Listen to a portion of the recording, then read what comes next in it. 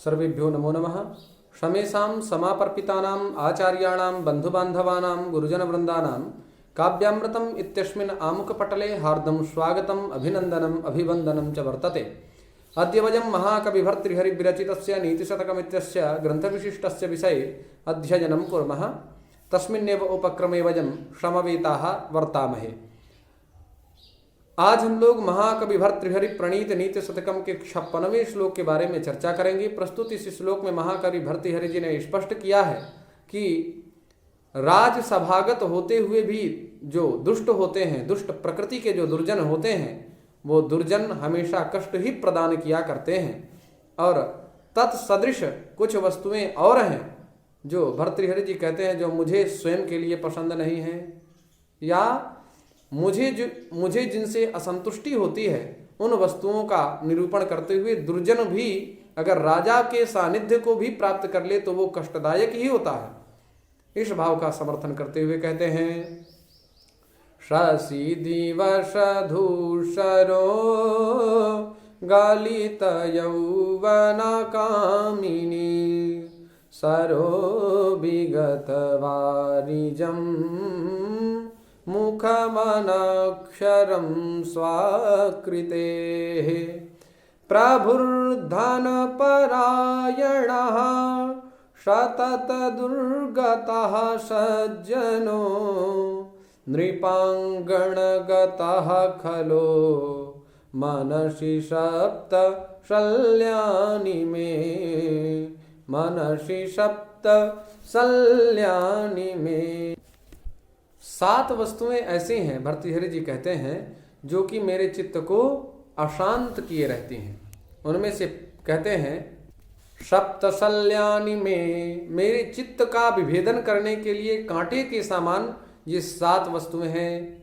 कहते हैं शशि दिवस धूसरो, अर्थात शशि ही अर्थात चंद्रमा, जो चंद्रमा है वो दिवस अर्थात दिवस धूसरः अर्थात दिन में कांतिहीन, जब भगवान सूर्य अपने पूर्ण प्रभाव से प्रमुदित होते हैं या पूर्ण प्रभाव से प्रफुल्लित होकर के इस जगत के त्रैलोक्य के अंधकार को विनष्ट करने के लिए जब अपने प्रभाव में आते हैं तो जो चंद्रमा होता है उसका प्रभाव तिरोहित हो जाता है, नष्ट हो जाता है, नष्ट प्राय हो जाता है। तो ऐसी स्थिति में कहते हैं कि जिस चंद्रमा का भगवान सूर्य के प्रभाव से प्रभाव त्रिरोहित हो गया हो, ऐसा चंद्रमा मुझे अच्छा नहीं लगता। और गलित यौवना कामिनी, गलितम नष्टम नष्ट प्रायम यौवना कामिनी, जिस कामिनी अर्थात जिस कामिनी अर्थात सौभागिनी का, जिस कामिनी स्त्री का यौवन काल निकल चुका हो, ऐसी स्त्री मुझे पसंद नहीं है। ऐसी गलित, जिसका गलित हो चुका है यौवन, ऐसी कामनी मुझे पसंद नहीं है। और शरो विगत वारिजम अर्थात शरह काषायः, ऐसा जलाशय जो विगत वारिजम, जिसमें कमल इत्यादि ना हो। विगतः वारिजम इति विगत वारिजम अर्थात वारिजायते इति वारिजः, जल से जो उत्पन्न उसको कमल कहते हैं। और जिस जलाशय में कमल इत्यादि ना हो वह जलाशय मुझे अच्छा नहीं लगता। और मुखम अनक्षरम स्वाकृते, मुखम स्वाकृते मुझे अपने लिए, स्वाकृते अनक्षरम मुखम, जो व्यक्ति अशिक्षित हो, कहते हैं शिक्षा विहीन व्यक्ति, अनक्षर प्राणी, अनक्षर प्राणी का जो मुख है वो मुझे अच्छा नहीं लगता। अर्थात शिक्षित प्राणी ही मुझे ईप्सित है।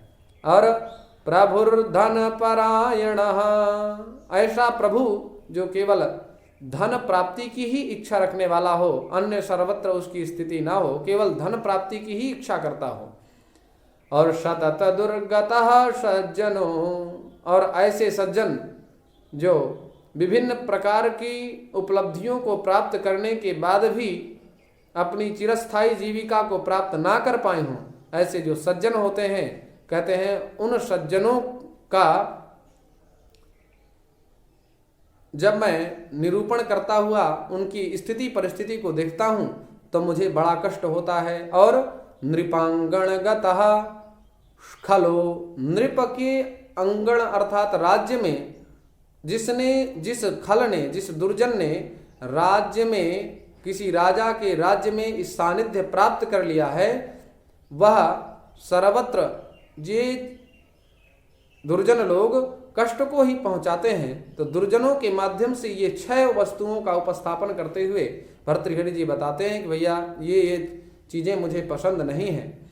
और मनसी, मनसी अर्थात मन में, सप्त माने ये 7, शल्यानी माने कांटे की तरह में, मेरी ये 7 चीजें कांटों की तरह मेरे मन में चुभती रहती हैं।